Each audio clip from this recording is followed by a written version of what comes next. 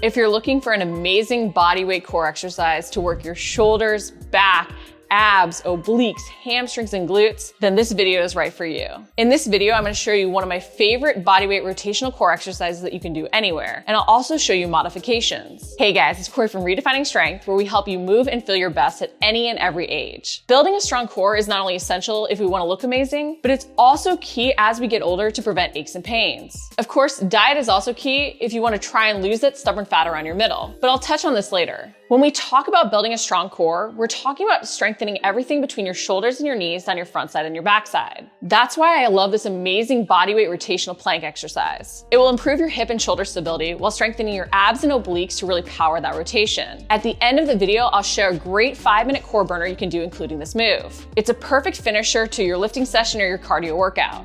So what is this fabulous move you can do anywhere? It's the mountain climber Turkish bridge.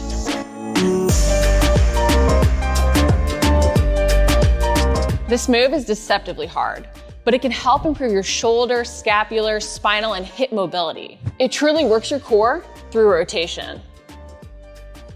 It's a great move to improve your stability as you transition from both hands to the single arm.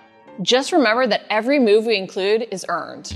If you're finding that even with the cues I'm going to include in this video, that you're still struggling to actually engage the correct muscles, check out the modifications I'm going to share next. You don't want to feel your lower back, neck, or shoulders aching in a bad way. And if you do, you need to check out those modifications. To do this move, you'll want to set up in that high plank position with your feet about hip width apart and your hands under your shoulders. As you set up, even be conscious of the muscles you're engaging. Feel the side of your back engaged to support your shoulders. Feel your quads flex as you drive back through your heels slightly in that plank position. Focus on engaging your abs to brace. Draw one knee up and across towards the opposite elbow. When you pull that knee across, focus on your abs flexing to tuck. Don't just tuck your knee in repeating the movement. Focus on engaging your back so you don't shift forward. Kick that leg slightly back and out so that your knee is back in line with your planted leg. You'll want to keep that knee bent though. From here, twist that leg back and over towards the ground behind you as you lift the arm on the same side as the leg up towards the ceiling. You'll feel your obliques working as you twist. You also want to feel the muscles around your ribcage working and the side of your back engaged to stabilize that standing shoulder. Pivot onto the heel of the planted leg, feeling the hamstring and glute really work. You'll also really feel the glute of the bent leg. Don't let your hips drop as you move into the single arm posterior plank. It also really looks similar to the step in the Turkish getup. Reach your top hand up towards the ceiling and pause to assess what you feel working. Then lift your bent leg and lower the raised hand down to rotate back to face the ground. Make sure your standing hand is still under your shoulder and that your shoulders aren't shrugged. Don't put the raised leg down if you can avoid it, but instead go right into tucking that knee in. Keeping that leg lifted as you rotate close and move straight to pulling the knee across your body will engage the adductor or inner thigh of the planted leg. Repeat the move, moving at a controlled pace while assessing what you truly feel working. While this move will improve your core stability, it's super challenging because you're balancing all of your weight on one hand. That's why it's super key we understand how to regress to progress so we can build up and engage the correct muscles. My favorite way to modify this move is using an incline because it allows you to build up doing the exact same movement pattern so that you can lower the incline and slowly progress to the full variation.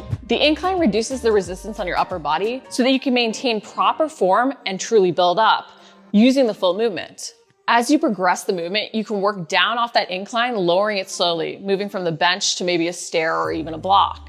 Just make sure that every progression is earned. If you have wrist issues, you may find that also using an incline is helpful so you can perform this move off your forearm. Another option off the ground is to keep your wrist in a neutral position by gripping a dumbbell. Just make sure that the dumbbell will not move. Sometimes we even need to get creative in how we regress movements to meet ourselves where we're at based on the tools that we have. If you don't have a bench or an appropriate incline to use, you can also do a bent knee variation of this. You can modify this move and reduce the strain on both your upper body, abs, and hamstrings by performing this move from a bent knee position. With this modification, you'll start in a bulldog position with your knees under your hips. You'll perform the same knee tuck and rotation open, but your knees will stay bent and you'll be in more of a tabletop position. Make sure that while your hips may slightly drop in the rotation, you pause to really engage those glutes and extend your hips in the bridge for a second before you rotate back close. Remember, at times we need to regress to get the most out of a movement.